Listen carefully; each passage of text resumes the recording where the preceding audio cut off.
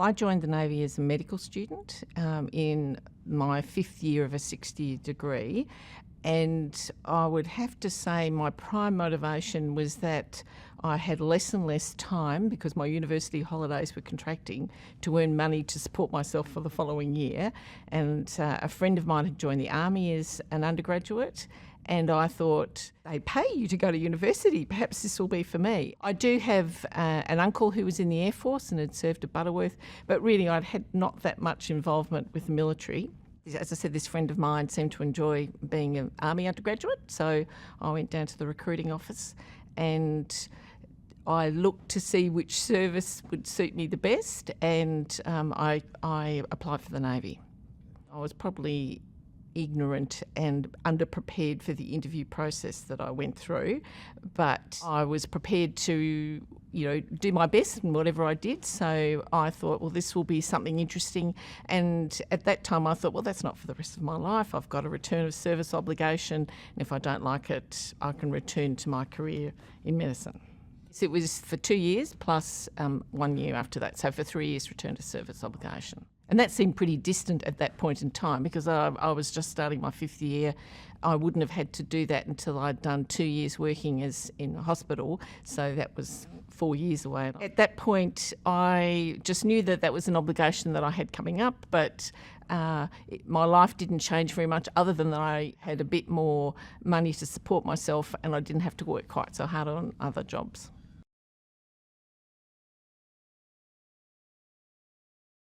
It was a big shock in many respects, in that I'd been working at the Royal Melbourne Hospital in accident emergency doing night duty, so I'd be doing long shifts overnight at a point where it's really busy. There might be people with life-threatening illnesses, and I had to travel from that directly, drive to service to start my officer training at Creswell. So when I got to HMAS Creswell, which is a really lovely setting on Jervis Bay, beautiful white beaches, for a really much more relaxed working life than I'd had in the hospital, it was just a bit of a shock to sort of go from that high pressure environment to a less pressured environment. I did what was called a direct entry officer course at that point, and it wasn't made up of all doctors. It was a mixture of doctors and engineers, nurses, dentists, chaplains, all people who were coming into the Navy having already become professionals, if you like. We had to learn to march. We had to do the things one usually learns in the military, but they were talking to adults who were there really of their own free will. They didn't need that kind of yelling. We did how to be winched out of the ocean into a helicopter. Navy does ship survival training, which is on land in a facility that helps you plug holes in a ship should it be hit, and learn to put out fires and that sort of thing. And everybody in the Navy does that. So we did some of that training, but that was all. The year I came into the Navy, there was Sex Discrimination Act was passed, and that meant that women were eligible to go to sea, but not in all roles, but medical was one of those roles. Because I joined, I guess, under a contract, if you like, where I didn't have to go to sea, there was a bit of a choice for people who joined at that point. We did the same sort of fitness training as everybody else. And to be frank, I really enjoyed exercise, and I did a fair bit of sport, so I found that really good. I thought I'm being paid to do things I do on my own free time normally, so that was great.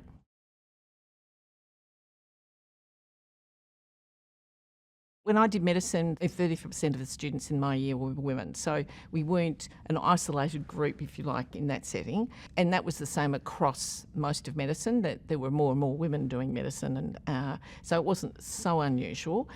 More unusual in every other role in the Navy, though. As a doctor, you've sort of got a different position than other roles in the Navy, and I certainly didn't feel like my colleagues ever treated me any differently, apart from the fact when I first joined, because I didn't go to sea, I was told by my boss at the time that don't expect to go on any courses, don't have any special postings, because you're never going to see your male colleagues, though they'll enjoy that because they will be going to sea.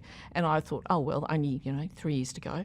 As I said, that changed that year, and then indeed I did go on and do similar sorts of courses that they did.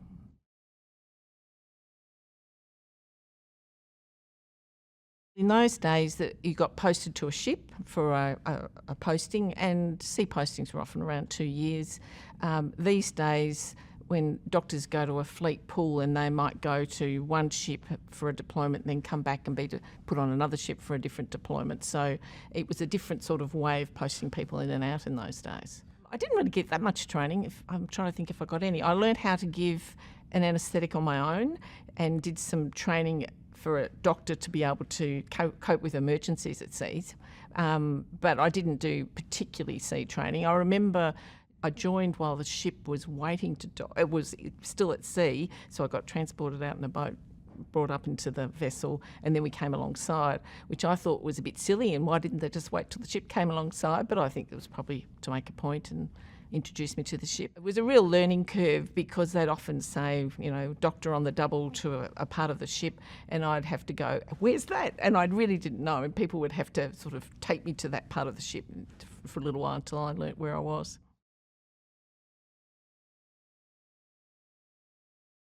Jervis Bay used to be a car ferry, I think, before it became commissioned into the Navy, and I had my own cabin. It was very comfortable compared to lots of naval vessels. The daily routine would be that we'd run a sick parade, a clinic, you know, first thing in the morning and see anybody who was unwell. And then during the day there might be exercises just to keep everybody alert, man overboard exercises. We had a ship's emergency team, so that's where other people on the ship who aren't medics are trained to assist should there be a health emergency, so that they could help you put up a drip, put dressings on, look after people if you needed more people in your team. So they sort of learnt some extra skills and we trained them up. I get quite seasick and I would just have to take medication. And I remember a particularly rough crossing across the bottom of Australia, the Great Australian Bight, where I think 3/4 of the ship was sick and I was sick, and I'd be told you have to go and see so-and-so, and they'd be 3 decks down, and I'd almost have to lie on the bed beside them when I got there to stop vomiting, and then I'd see them, and then fortunately my chief medic, petty officer medic rather at the time, he didn't get seasick, so he could come with me and I'd say, give them this, and then I'd have to sort of get my way back up to the sick bay again.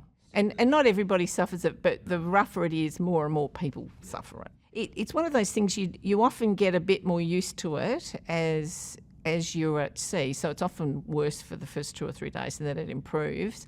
That particular ship did a lot of weekly running, meaning we would be out at sea for a week and then we'd come into port, which was probably the worst combination because you just get used to it and then you come back into port and then you'd sort of have to get used to it again each week. But in calmer waters it was fine. It was really when it was rougher.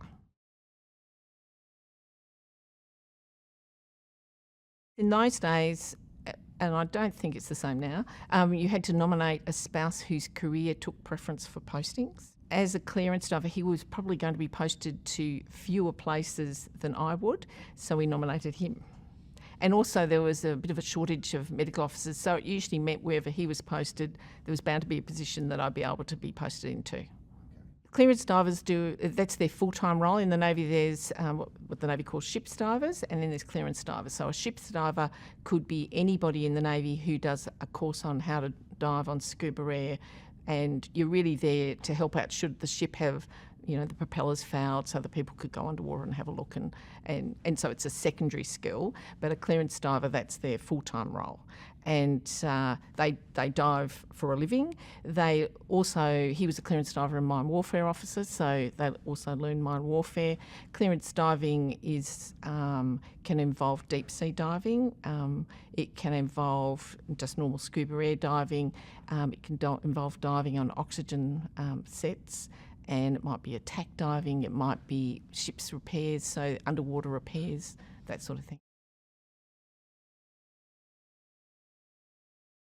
Underwater medicine is sort of a specialty area of medicine within the Navy, just like the Air Force has aviation medicine, and I just thought it was quite interesting. So I suppose, it wasn't that he said, oh, you must go into underwater medicine. It was more that looked quite interesting and I liked the idea of doing that.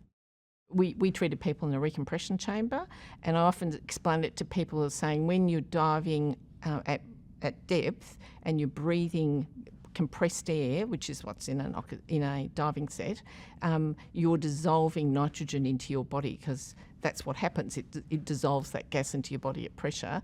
And just like with a bottle of Coke, say when you take the lid off a bottle of Coke, they've put the Coke in there with the gas and it's compressed, and they put the top on. When you take the bottle off, that gas comes out of solution. So if people rise too quickly, that gas comes out of solution and causes bubbles in their body, and those, depending where those bubbles are, that can cause big problems or minor problems, and that's the sort of thing that we would be treating in a recompression chamber. If you think about it, a recompression chamber, you've got someone who's the bubbles have come out of solution, you want to squash those bubbles back down, and that's what a recompression chamber does. Puts the person back under pressure, bubbles get small again, then you let them up really slowly. And every now and then there's an emergency when a diver comes up too quickly. Well, that's what you want to avoid, because obviously that could potentially be fatal to people. So you want to, they're trained to come up slowly, but if there's an emergency, sometimes that's not possible.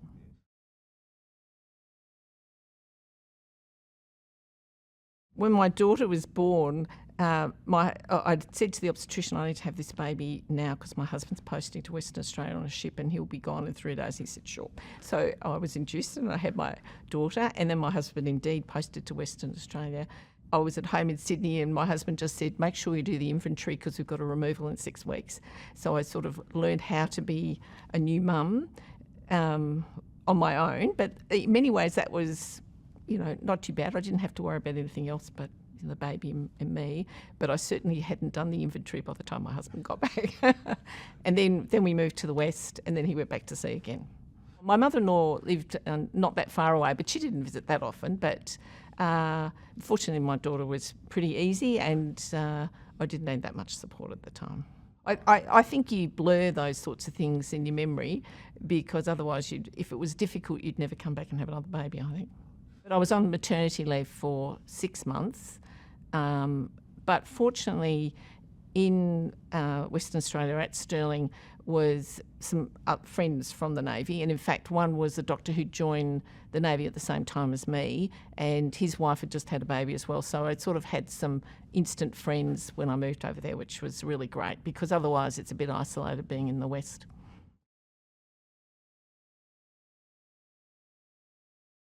I did a range of roles in that period, including in probably the last 5 years doing more tri-service roles in Canberra, looking after Joint Health in what's now called Joint Health Command, so looking after Army, Navy and Air Force in a number of roles, which were all really enjoyable.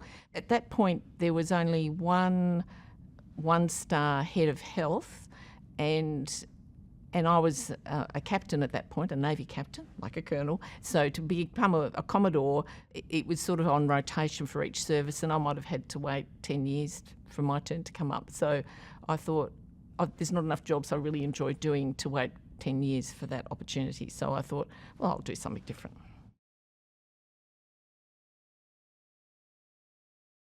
As a reservist, I've got a full-time job somewhere else, and I don't do Navy work unless the Navy posts me to a position or gives me reserve days to come and do some work.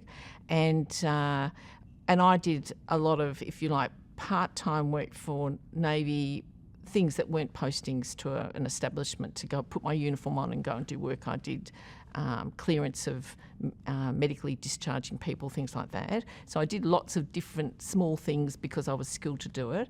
At that point I was working at Defence Force Recruiting as the Chief Medical Officer, so I still had a fair bit to do with Defence because I was there managing the doctors who did medicals on people who wished to come into the Defence in all 3 services, and looking at the standards we applied and liaising with Defence about people they might want to take even if they didn't quite meet the medical standards, that sort of thing. So I did have a fair bit of involvement with them. Occasionally I did a sea posting if they needed a doctor for an additional sea posting, but it was really intermittent part-time work. And over time they've changed how they post reserves. Now there is a category of reserve service that is more regular, each week postings, and I've certainly done that both for Navy and when I was the Surgeon General. And the difference in doing reserve work compared to full-time is that when you're full-time, you can achieve a project. You might say, I'm going to do this particular project, and you've got a timeline of how long that might take you. But when you're a reservist and you're doing it part-time, that timeline spins right out, and you have to sort of adjust what you think you'll achieve when and how, because you're there on a part-time basis. I really didn't think I'd ever get promoted, because promotion to senior rank in the reserves is quite hard, and I think I was just fortunate. My timing was good, and the DG for Navy Health Reserves became vacant, and I was nominated for that and recommended for that role and promoted. So I was very fortunate to do that. I had to look after all the Navy Health Reserves, so that's it's all the health professionals who are in the reserve for Navy, and help them be sure that they're prepared to do their role for Navy should they be called in to do postings at sea or tri-service postings, that they've trained, they're ready to go, that we know their situation as to whether they're ready to go, because obviously as a reservist, their stages of life and their family situation will change over time, and sometimes there's periods where going away on a posting for a period of time might be quite difficult. Other times it's much better. So it was, how do we know that everybody's trained, that they're right to go, so that Navy would regularly say, we need 2 doctors and a surgeon to do this task.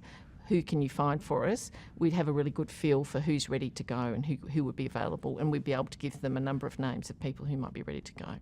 I had staff, and remembering everybody's part-time, so you're not managing a full-time burden of people doing that. So they're all part-time as well. But as I said, I had staff who were full-time, but I was part-time. I was at the Department of Health at that point, working in what's called the Office of Health Protection, looking after communicable disease threats and health emergencies. Health was really understanding, and they would say, no, absolutely, you should be doing this. I personally think that the work you do in defence, not just the Navy, is really a really good way of preparing you to manage lots of things and to manage lots of people. Not all doctors do the same sort of development as they go along in their careers and have the same number of people to manage and have to do the same sort of leadership training. So I think the Navy work really helped me think about how to do things at an organisational basis in the whole of the organisation, rather than thinking about a small medical team. I've got to think about the whole, and that's really useful for planning at the government level as well. I'm still in the reserve, probably for a little while longer, and really I can come and assist Defence if they wish me to, but I don't do very much reserve work these days. And that's probably a combination of working here at DVA and, of course, COVID and how that's affected everybody. I work part-time in general practice and always have done, and I often think when I see a service person, there's an element of trust. I know what their job is, they know what my job is. I respect their job. When you're at sea, you have to you respect everybody who's on the same ship as you, because one day they might save your life. And that's quite a different relationship than there is in a civilian setting, where you may not know about that person in their life to the same degree of detail, and certainly you wouldn't see them as someone who one day may save your life. So I think lots of ex-serving people and veterans, when they go to see a health professional, relax when they see a doctor that understands what they've been through, understands that trust relationship, if you like. And the same thing happens here when we talk with veterans. Veterans want to know that you understand everything about them.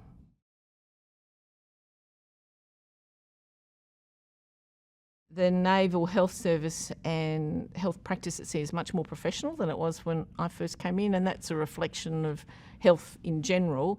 And I used to find at sea I would have to rely on my clinical skills completely to diagnose and manage someone, and I would have a limited inventory of medications, to the point that when I returned from sea, I would often not order many investigations because I got so used to not relying on investigations, whereas these days those sorts of things are more readily available, and there's digital x-rays and things like that which never existed back then, and portable ultrasounds, all sorts of things.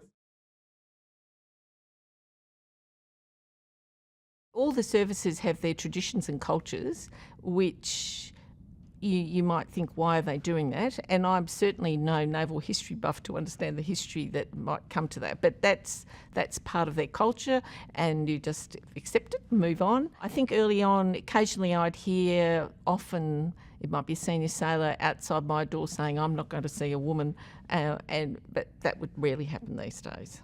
And in fact, if I look at the services completely, when I was in, there weren't that many women in senior ranks in the services, so often I'd be the only female in a room.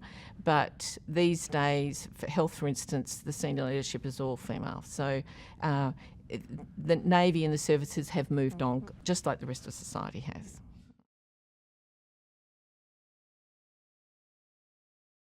I saw a lot of female patients in the Navy because they want to see a female doctor often. In those days, people understood that that's part and parcel. Everywhere I worked, if you did your job well, the fact you were female mattered very little. If you did your job badly, it might matter more. But most people respected a team member who was prepared to do their job well and contribute to the team, and that would be male or female. And I think absolutely there would be instances of bad behaviour, and I was in a quite different position as a doctor on board compared to a junior sailor, and I'm sure instances of bad behaviour happen everywhere and are still happening, but as I say, most people would respect you to do your job well.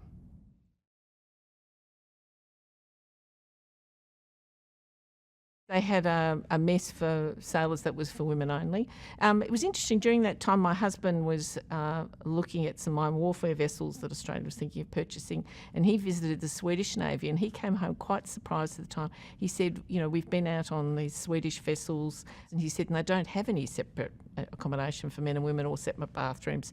It's all the same, and they just share, and nobody even thinks twice about it. And he said, I suspect, give time, that's what we'll be like as well. But that was Sweden. But even so, it was quite confronting for him at the time, but these days, more and more, that's not an issue.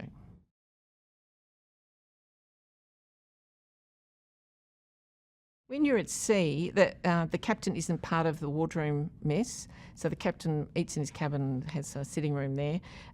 If you think about it, everybody on the ship's dependent on what the captain thinks and does, and their good reports depend on that.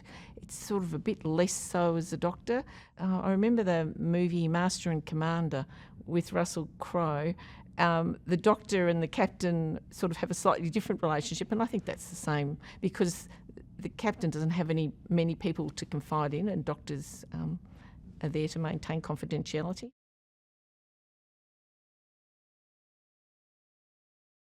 I do remember, and it always struck me, it was when we moved to WA and my husband was at sea on a patrol boat, I think that's when the Berlin Wall came down.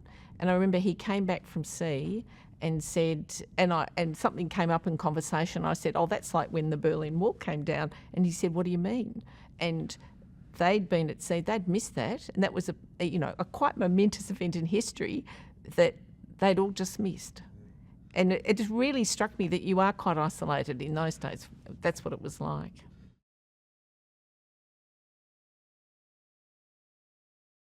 My career in the Navy offered me heaps of opportunities, lots of different experiences. Over time, I've gone to some reunions of my year in medicine, and it's really interesting the journey of how my career was perceived by my friends at the time, because in the first reunion I went to, and I can't remember how many years that was, a number of people felt a bit sorry for me that I hadn't gone on to become a specialist at the Royal Melbourne Hospital, and at that point I'd done quite a few other things and been to sea, and I thought that was really quite interesting. I certainly wasn't earning the same income as they were. And then, another 10, 20 years ago by, and people were a bit more sanguine about their own careers and said, I wish I'd had the opportunity to go and do different things. And now they all say, you were so smart doing that. That was a much better thing to have done. So I think it's sort of with the wisdom of years and your expectations, you perceive what you've chosen in terms of your career in a different light. I think I was fairly fortunate and my timing was excellent, and I had great opportunities and a really interesting time in the Navy, and they were really supportive of me the whole time.